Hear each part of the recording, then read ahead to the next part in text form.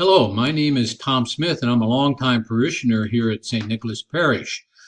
The next 3 days, I'm going to develop a theme that I was asked to deal with about God's will for us and how our decision making intersects with that God's will. Tonight, I will be delivering a short talk after the Wednesday Lenten Mass program and on this same topic, and that's why I wanted to deal with a couple of sub-themes in each of the next 3 days. So today, I want to suggest that in order to try to discover what God's will for us might be, we look to our past. Now, when I say look to your past, I don't mean stare. I mean look. And by looking, that gives you an opportunity, gives me the opportunity of seeing how God might have been present in my life and what God's will for me might have been, and that would give me a pattern for dealing with how God might be relating to me now and in the future.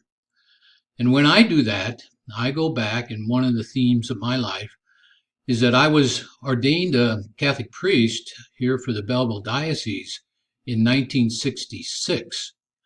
My first assignment, by the way, was 2 years as associate pastor at St. Clare's Parish right here in O'Fallon. After that, I was assigned to teach high school at Assumption High School in East St. Louis for 5 years. I then decided that it was that I wanted to leave the priesthood. I was laicized, which I might add is not a surgical procedure, but it is gives me the opportunity to continue to work in the church in an official capacity, which is what happened. I spent the rest of my career mainly in professional lay ministry in a parish, and then in the Diocese of Tulsa, and then back here in my home diocese in Belleville, where I retired. But even when I was not in official lay ministry roles, I continued to do what I would consider to be ministerial kinds of things. Writing a book, for example. I was at American Airlines in the 1990s, but I wrote a book on God on the job.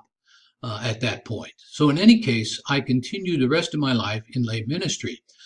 It wasn't until some decades later that in looking back on those episodes in my life, that I realized that my vocation, to use that word, if my vocation was never to the priesthood, but it was to professional lay ministry, which, like I said, I was able to do.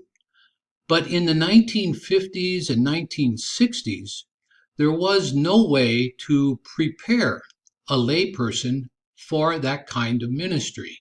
There were no programs in any colleges or universities that offered those kinds of things. They do now, but they didn't then.